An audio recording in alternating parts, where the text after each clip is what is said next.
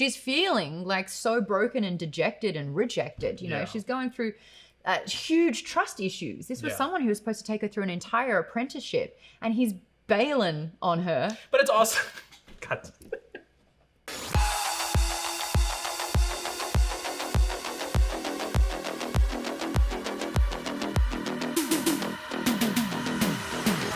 To the break room. Ahsoka episode 7 was last night, and we had some thoughts about the penultimate episode that happened. We've got one to go. Does this episode give us enough? We'll break it down for you. Hello there, I am Maude, Garrett, and joining me today is producer Evan, who's stepping in front of the camera. Hello. Welcome. Glad to be here. Again, in those comments, we want to hear some lovely things about Evan. Compliment City. It's no longer Coruscant, it's compliment. You know what I'm saying? That's a bad joke. You can rip me in too, but be nice to Evan, okay? Obviously, we want to address the fact that even though the WA strikes are seemingly going to rectify everything, and they've ticked a lot of boxes, and parties are getting a little bit happier on each side. SAG's still happening. SAG is still absolutely on strike, and none of this is being done in the promotion of Disney or any other property or otherwise. We are a network that critiques.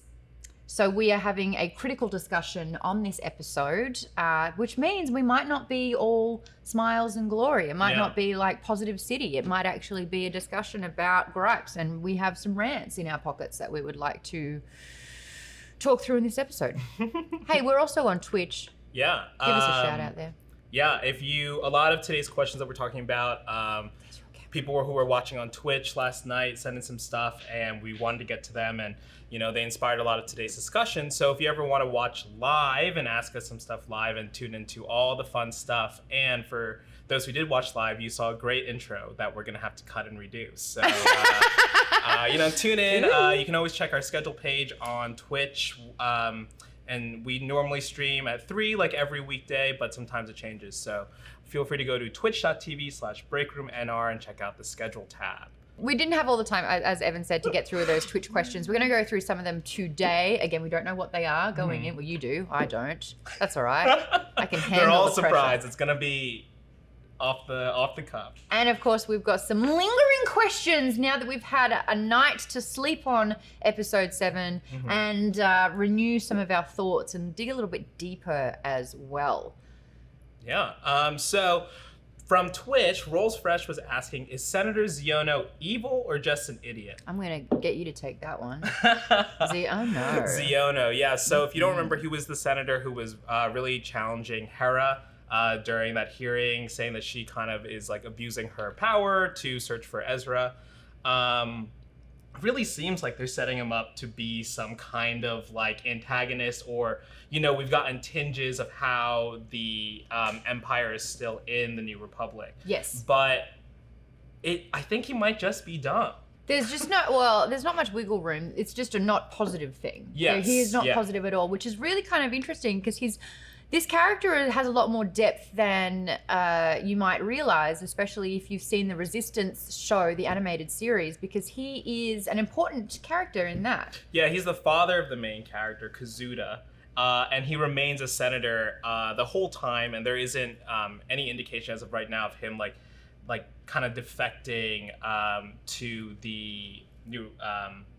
Resistance. Yeah. The Resistance. Yeah. I mean, he's pretty much like the New Republic all the way and doesn't do anything for the First Order. So it isn't like he is... It seems like he's more just like budget conscious, right? Right. Well, no. This is what's really interesting because this is how the show opens. It opens with Hera finally being reprimanded for basically breaking the rules. She defied a direct order.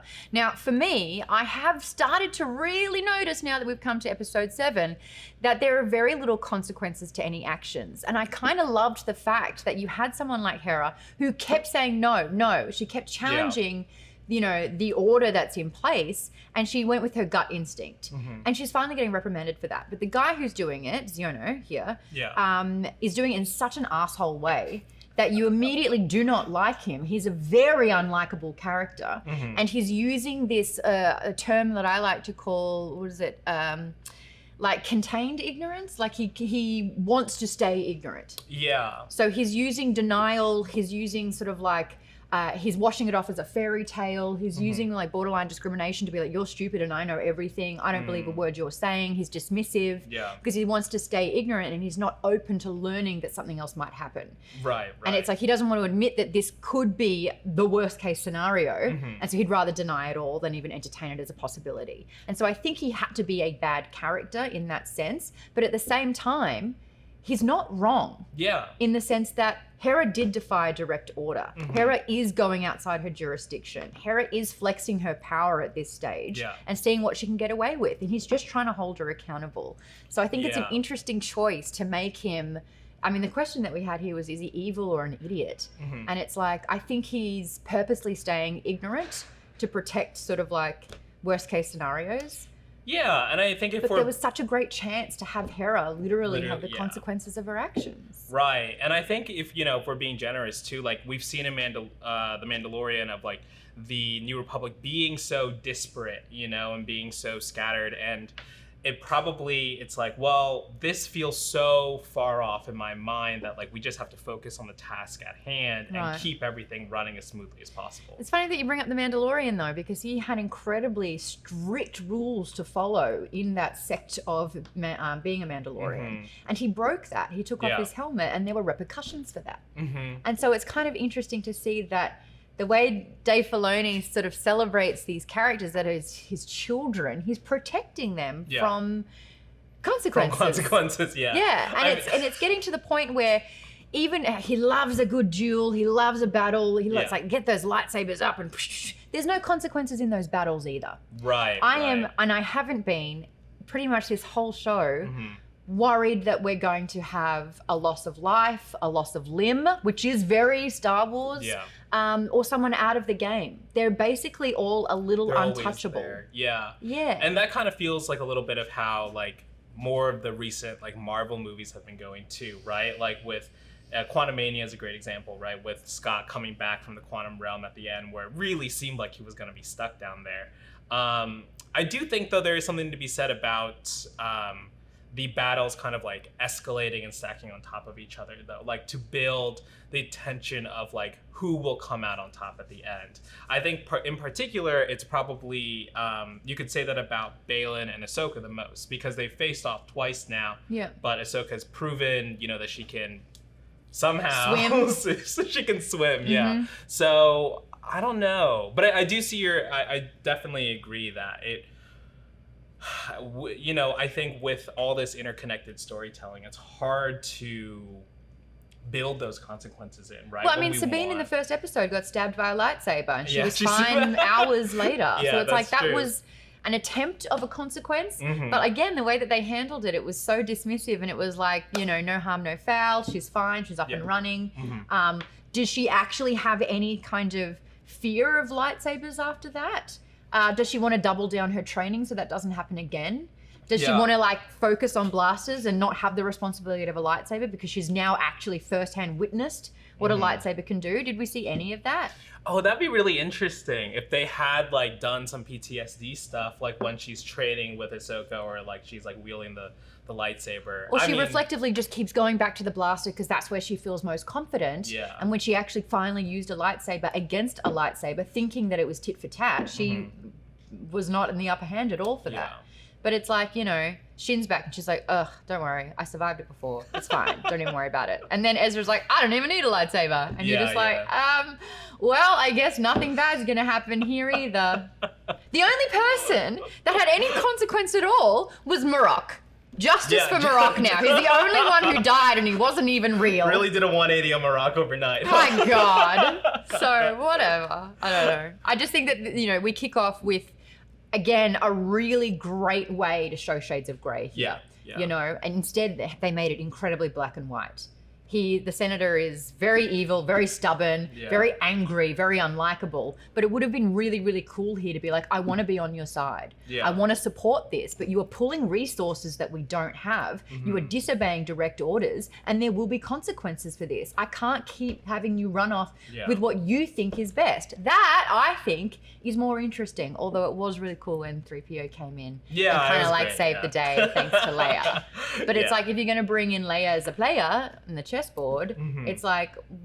I mean, now bring in whoever you want, right? Yeah, or have her play more of a role instead of it just being a plot armor. Yeah, I mean, you know, hard to do. Shout out to Marok's plot armor. He was literally gas-wearing armor. He was plot armor. Anyway, sorry. All right, let's move on to the next question.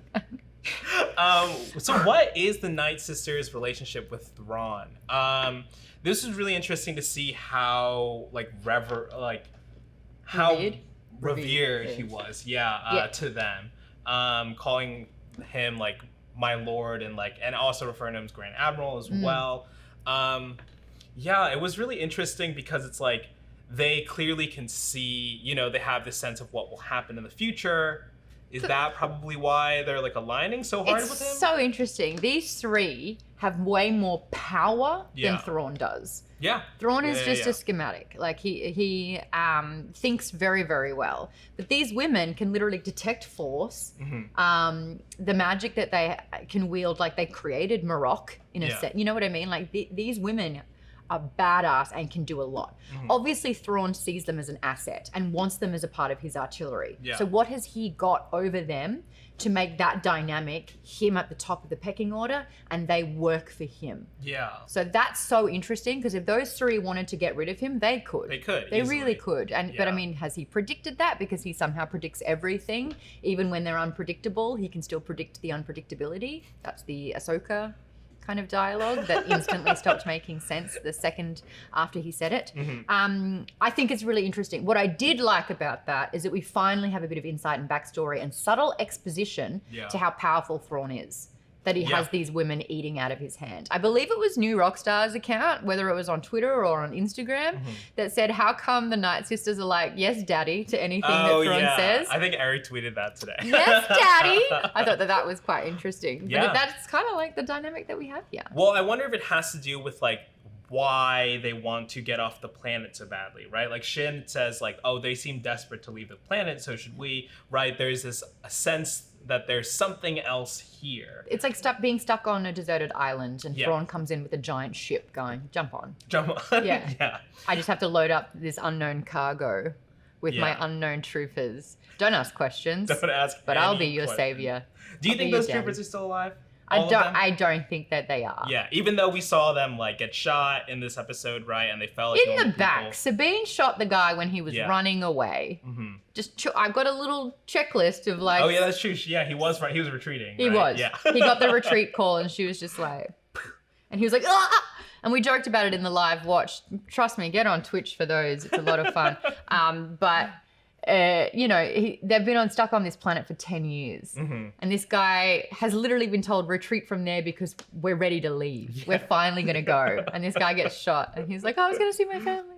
And then he goes down. So he's the one who's received the most consequence. By getting shot in the back by Sabine. Sabine has no consequences for any. Maybe in the next episode. But I do think it's quite interesting that everyone is like desperate for Thrawn's validation, and I think that they're building this image that he is going to oversee this next generation of the new empire, and so they want to get in his good graces so they can have a seat at the table. Yeah, and also, you know, we're going to talk about this a little bit later, but we can bring it up now. They probably see him as like the primary mode of escape, right? Like, why can't they leave on the Purrgil if they were one of the first people that were able to like tame the Purrgil to like ride them, you know? It seems like the Purrgil's migration pattern is one way. Yeah. And that's where they start, right? And then that's where they die. Yeah. So you can't get a ride on a dead whale. And also, like, for the Purrgil that came in on the minefield then, where are they going to go? That's like the thing. because they jumped out of that. They sure afterwards. did. Yeah. They get another round. Yeah, they get to live longer. That's your Yay, prize. that's a win. And I am relieved that there are no consequences for the helpless, hapless animals. Yeah, that's true. Let them live. That's all I fine. truly was like, are we going to kill space whales here? Like just a blubber sort of mess collapse. Well, they didn't disrespect or anything. They just hidden the bones. Yeah, they hid in the bones of the dead animals. Anyways, back to like the witches like wanting to escape though.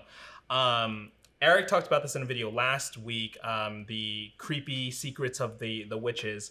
But in Jedi Fallen Order, there was a temple of Kujet. Yep. And Kujet is a Zepho sage who is like force sensitive, but because his palace was on Dathomir. There he is. He was consumed by like the dark side of the force. And so in his palace, he kind of like massacred a bunch of his followers after promising to give them the power, the power of the life wind. See, that's more interesting already, I think.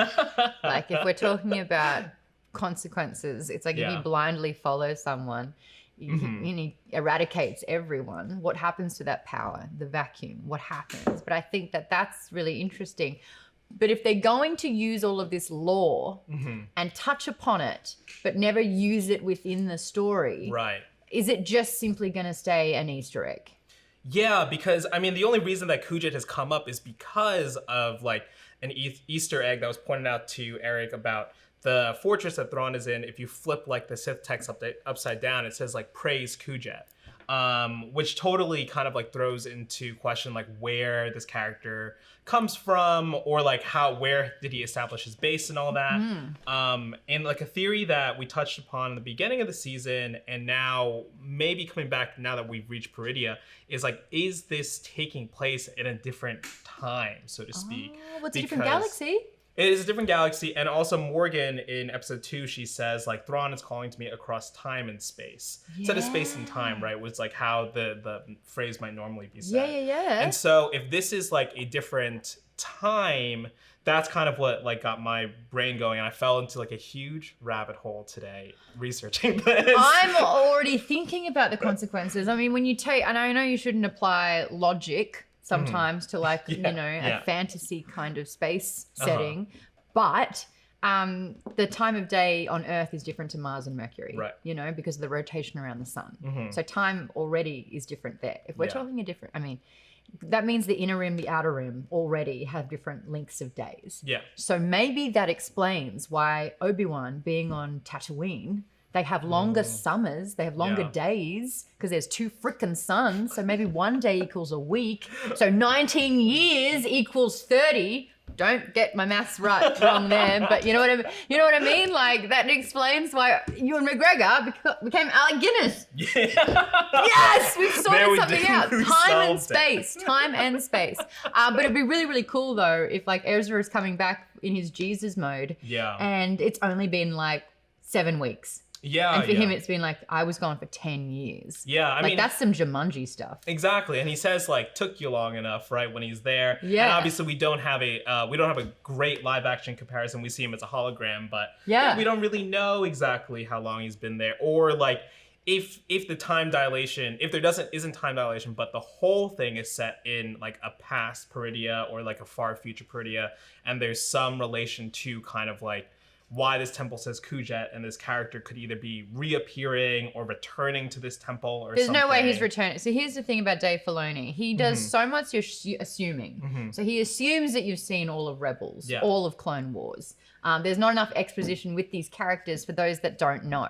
But then he's throwing in some like deep layered stuff that I don't think, if he's not going to use sort of like the necessary things in storytelling, there's no way he's going to touch on the deep stuff. Yeah. You know what I mean? Yeah, he's not. Yeah, because otherwise it would be truly like. And we've got one episode left. Yeah. I thought maybe the wolves on Loth, the Loth wolves, would have been used in the world between worlds because like they had access to that, but he just went real hard with Purrgil instead. I'm just starting to really question the amount that's happened in 7 episodes. Yeah.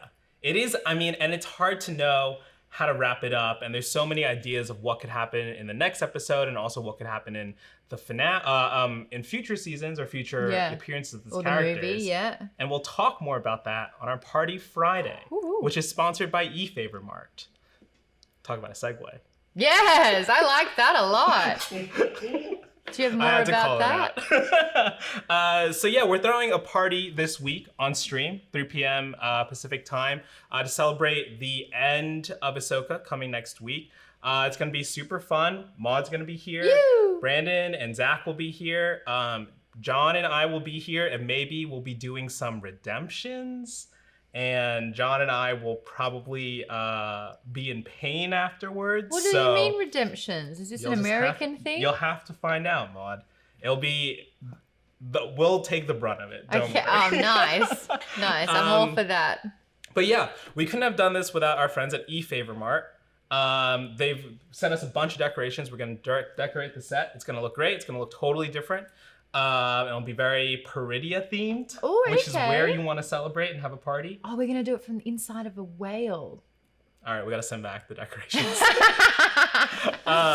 eFavormart is everything you need to throw a professional looking party, perfectly tailored to whatever theme you want. They have balloons and table linens, and they also have huge statement pieces like floral arches and balloon arches and unique backdrops and champagne stands. Yeah. I said that and I was like, wait a second. Right. So, but there is a way that if you make a balloon sort of like mosaic using fleshy reds and like a white arch, it can actually represent the inside of a whale, I'm just saying. And streamers are the Purrgil teeth that we're hiding behind. Oh yeah. See, all you need is imagination. Well, it's not teeth. It's the baleen. Is that what they're called? Someone once said that I drink beer like I'm a whale feeding. So I just the whole thing's down, and then obviously the whale would push it back out, but not this one. Yeah. It changed me that day. Yeah, one of those comments. Lives rent free in your head. Oh, okay. Can't drink beer anymore. Won't drink in public. That's why I have a straw in my water bottle. Anyway. There we go. There are over 10,000 products to choose from, and orders ship within 24 hours.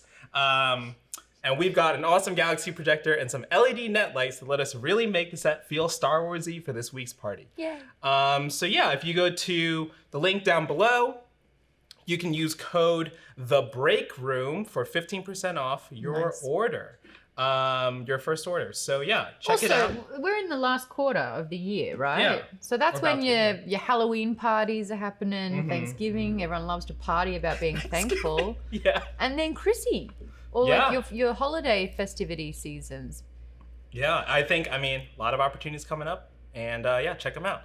And of course, we've got the Nerd Star Wars Riot shirts, Nerd Riot. I'm wearing the Sabine shirt, Maude's favorite character.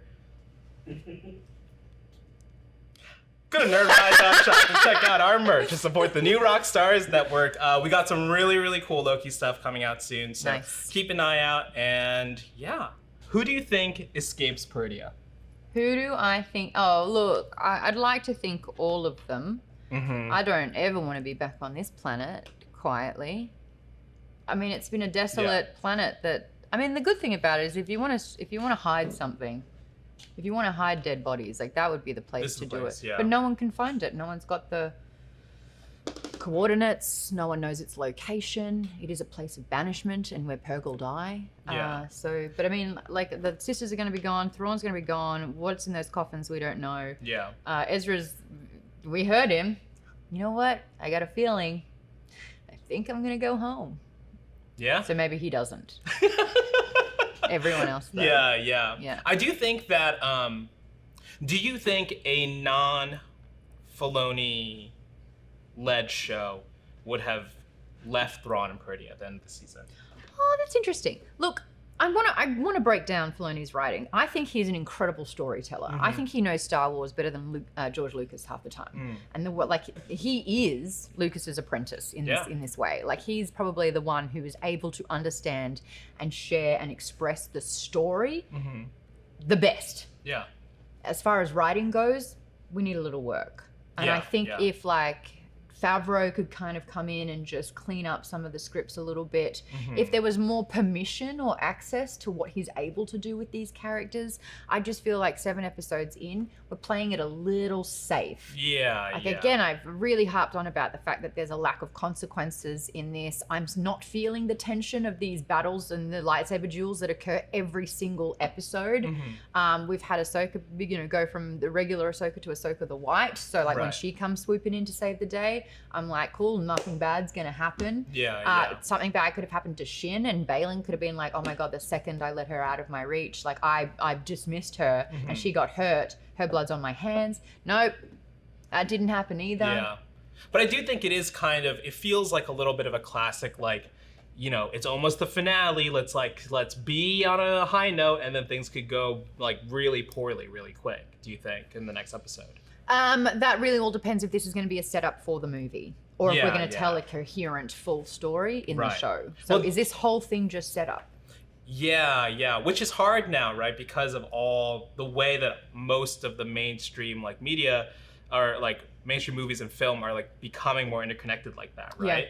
Like it is hard to know when things stand like on their own, like, or if they can stand on their own like that. I know, it's like they all have to meet at a particular point. And so they only get a little bit of leeway to tell that story in that time. And I feel like the books do a really great job, because it's like, here is the tiny pocket of Star Wars you're allowed to talk about. But in that space, they do full character development. You care about these characters. You have an understanding about this time, this little, time and space that you have in the Star Wars universe, and it's completely fleshed out because you get like 80,000 words.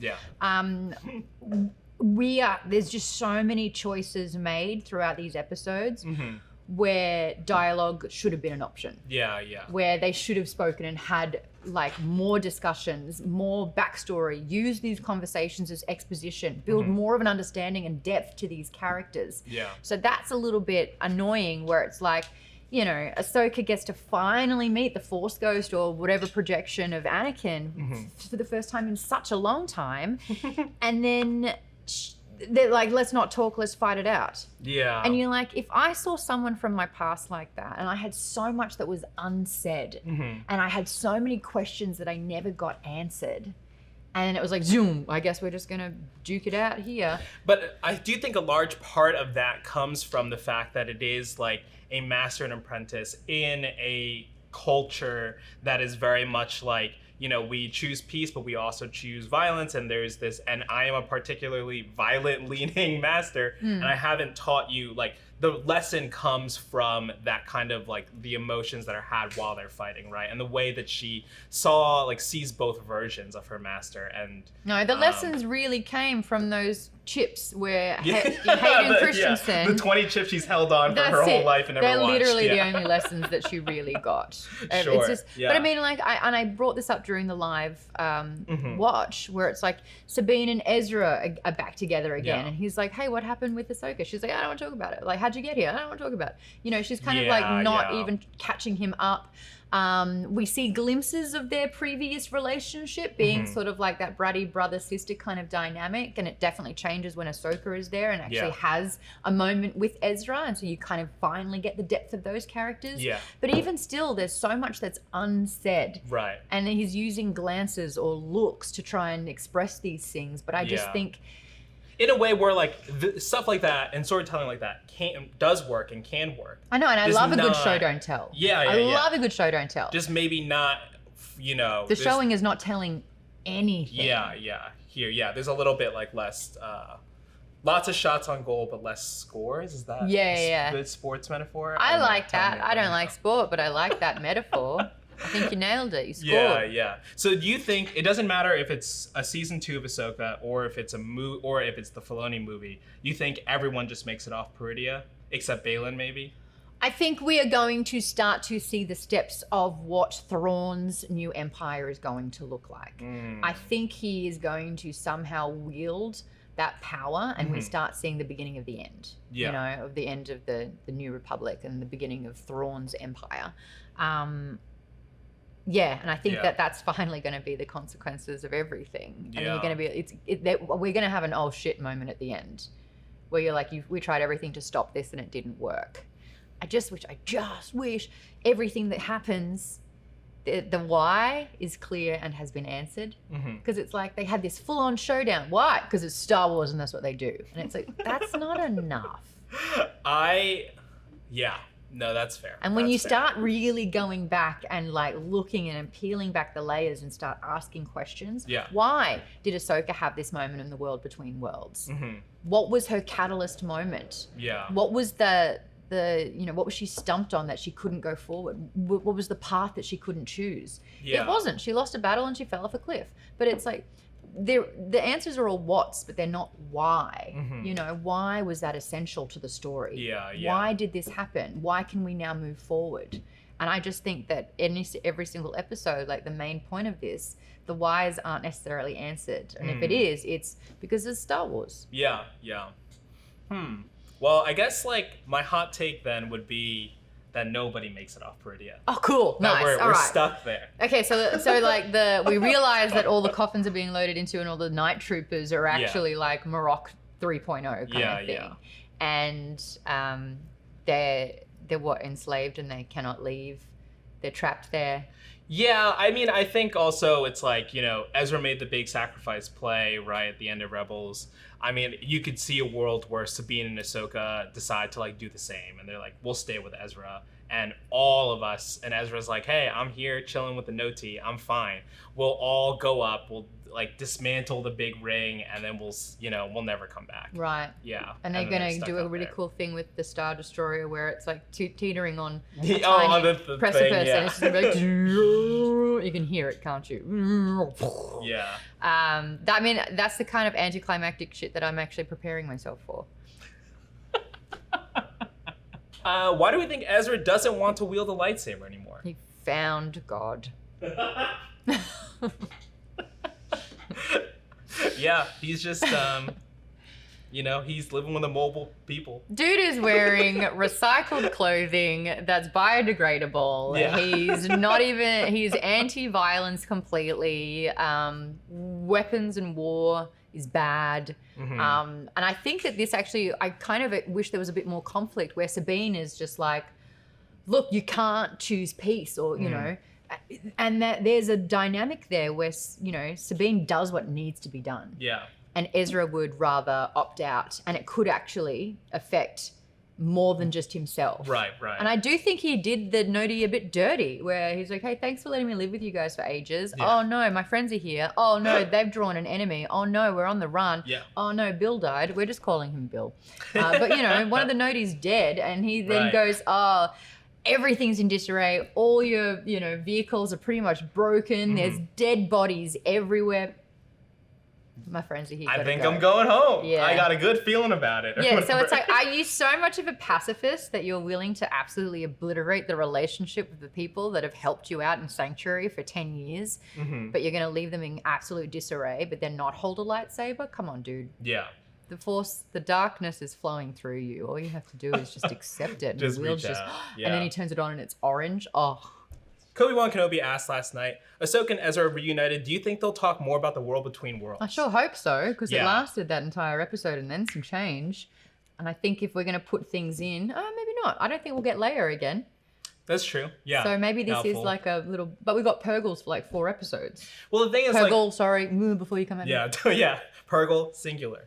But I mean, to the point of like, things being said or things being not said, like Ezra, when Ahsoka arrives in that space, we as fans, like we know that's the world between worlds, but it's not ever said, right? Right. So how do they bring it up? Yeah, how would they? And then also then as a viewer who has never seen Rebels before and is just meeting Ezra for the first time, they're like, this guy was where? And they're talking about what? I actually think that would have been really beneficial in this episode. That embrace was so wonderful and we get that connection that they've known each other for a long time. But I would imagine that Ahsoka, one of the first things that she would kind of want to say, are you okay? Have they even had that conversation? Did Sabine ask? No. It all happened off screen. Yeah. Well, he was like, you were catching me up on a bunch of stuff. But we need to kind of like hear and see these moments. And I think it would have been really important for Sabine to kind of be like, I messed up. Yeah. And then Ahsoka was like, actually, she connected me, or like, this was able to connect me to the world between worlds. And he's like, you were back there. You went back. And that kind of dialogue says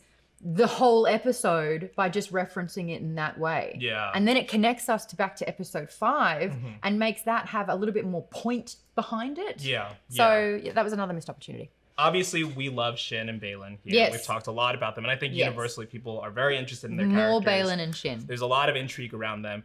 So we saw Shin basically surrender to Ahsoka and Sabine, and she was beat by them, and they let her run away. Well, I mean, the new Rockstars put up a great visual of all the times like characters have reached out to someone else saying like, I can help you. And that help being like absolute made of like distrust. And it's from a good intention. It's like, let me help you. And it's usually someone in the dark side that's like, no, I don't need your help. I don't need fixing. I don't need, this guidance. I don't want to do the right thing in this moment. But I think we needed just a little bit more with Shin, who's just been dismissed by her master. Yeah, it would have been interesting to get a little bit more of her actual point of view there. Like she's abandoned on this planet that is like the middle of nowhere and it's so desolate. And then she wants to leave. She wants like, I don't to want leave. To stay here. I wish that there was more of a struggle, or even when it's like, if she's here, Baylan must be around, and she's kind of like, and you're like, oh, so there's like a recognition or an understanding, and again, a consequence of an action that's happened. And she's feeling like so broken and dejected and rejected. She's going through huge trust issues. This was someone who was supposed to take her through an entire apprenticeship, and he's Baylan on her. But it's also, God. He lived up to his name. Yeah, and she's like, Shin. Shin. But it's also it's so funny to like not to know that it's like live and it's like I'm like so used to like retake. I mean it is hard though to like it is her understanding of what the training is, right? Like I don't know if we know for sure if she was at the Jedi Temple, right? I don't think she was, because Baylan's been telling her all about it. Yeah. Yeah. So he was there. He found her, saw her potential, took her on as an apprentice. So she doesn't even know, right, like what training is supposed to be, right? Like what the full kind of like breadth of that looks like. Well, she's not getting a goddamn participation certificate, is she? You completed your training. Lightsaber. Yeah. But it was so like I actually had to listen to it, and it wasn't until the conversation came up, was like, wow, did she just get let go? Yeah, I was like, that was so subtle that like I wasn't even catching on that he was dismissing her completely. Yeah, but it's so classic Baylan. It still needed an extra 2 lines of dialogue. Just 2 more lines of dialogue. Do you think that Shin will train under Ahsoka? I think Shin will be put in a Shin-situation where she's absolutely stuck and needs to ask for help. We have a lot of foreshadowing here, which is Baylan leaving with the parting information. Right. Which was... Impatience for victory will guarantee defeat. And you're like, oh, that's going to happen. She's going to be put in a situation where she is impatient, and it's going to meet her early demise. And her last words will be like, Baylan was right.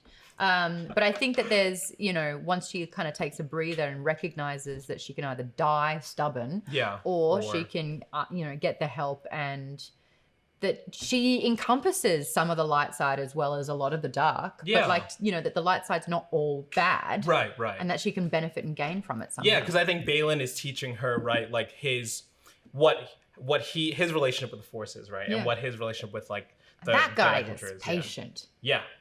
He just reeks of stoicism. Well, do you think we'll get the term Gray Jedi in this? Do you think they'll say that in this episode and like actually bring it into the canon? Like, being in between that literal gray area, right, of the light and I think dark. we've actually been exploring it a lot lately. Yes. They say that the only Siths deal in absolutes, but everyone's dealing in absolutes lately. And it's like you are either fully on the light side and, a Jedi, or you're not. And I think that we have seen in the Knights of the Old Republic video game, they stumble on a planet and they find someone that opted out of the Jedi Order and the Jedi ways and became a Gray Jedi. That's not necessarily canon. Ahsoka took that mantle. She walked away from the Jedi Order, and she's now using sort of like her knowledge and her assets and her sabers to help facilitate, the next steps of this new empire in a way where it's benefiting the cause. Yeah. So she's just not doing it. It's very Hera in a way, where it's like, I don't want to be confined by the rules, and I don't want to have to be in a place where I disagree with what you're doing, because I have more insight and I have more training, and I kind of know that when I've got a hunch, I'm going to act on it, even if you say no. Yeah. So I think that Ahsoka is the epitome of a Gray Jedi, but then they made her white, so it's not even a gray area anymore. It's a white zone. Yeah, I mean, I think we'll have to see, what she does with this kind of like, quote unquote newfound like enlightenment, right, in the last episode and moving forward, right? Well, she's Ahsoka the White. Yeah. This sounds like we're talking about more than just color. No, we should move on. But I do think that, there is a version of, like the hero's journey here too, where if you were to widen out a little bit, it's like maybe this, that closure, right? She got what she wanted, but maybe it's still like not what she really needed, long term. Nice. So maybe you should write. That's a really good piece of dialogue that I think would have really helped the story. Dave. Write that down. So yeah, I don't know. We'll have to see. I mean, I think it would be weird for anybody to say Gray Jedi like verbally. Yeah. But I do think that we do need a word though. Yes. Because I don't think that we have Jedi or Sith anymore. In this current, right? In this time right now. And especially, how everyone's overlapping. The order's dismantled. It's like you either lived or you didn't. And I think it's going to be like a spectrum. It's like your level of force sensitivity. Do you have access to a lot of the force, or are you Sabine? Or are you Sabine? Yeah. And I mean, I do think we are, to your point, we are really exploring that kind of gray area. And the same thing is, you can say the same thing about Andor, right? Exploring that kind of gray area of like the political spectrum. And I think that's what's really interesting to me, having been like a more casual Star Wars viewer in the past and getting more into it now, is seeing, this franchise being like interested in exploring this kind of story, whether or not it's succeeding all the time or not. It is super, super interesting to see them do that. And again, it's really unfortunate when it's very, very clear that it's one or the other, when it could be in this gray area. A little bit more. And that's the start of the episode, where it was like this incredibly unlikable character, and it's like it just had so much more room to kind of like really question. Andor gave it to us in spades, so it's we're capable of having that, and it's just all about having incredible storytelling and character development and sort of like a realistic take on life. Yeah. Andor season 2. Can't wait. All right. And then lastly, Bardicus1288 asking last night, will Thrawn let on that he knows about Ahsoka being Darth Vader's apprentice, and will he give some background on his relationship with Vader? Super interesting, because Thrawn has met both Anakin and Vader. It's all explored in the book Thrawn Alliances. Yes. I think he's going to use any sort of information against her. Yeah. He's already said that, being trained by Anakin will mean that she's going to be a little bit more unpredictable, where I think that Obi-Wan was quite by the book and is predictable. Yeah. So I love sort of like having that analysis on her character. Will he bring it up? I think that he's going to use like words are his weapons, right? And I think there's going to be a situation where perhaps she could strike him down, and he's going to use that as an emotional ploy, and he's going to control that situation by weaponizing the relationship she's had with Anakin, and using something that he knows about Vader. Yeah, and then again, to what I said before about like, the hero's journey, right? Zooming out, that could be where, that kind of like enlightenment starts to falter a little bit, where she's like, maybe I didn't get what I needed from my interaction, with him. And maybe there's more to mold what was given to me in that section, or I'll go back. And it really makes sense that Thrawn would want to collect Vader as another sort of piece of his arsenal. Yeah. Well, what would have. Would have, He's dead. Nah, he's dead. He's dead.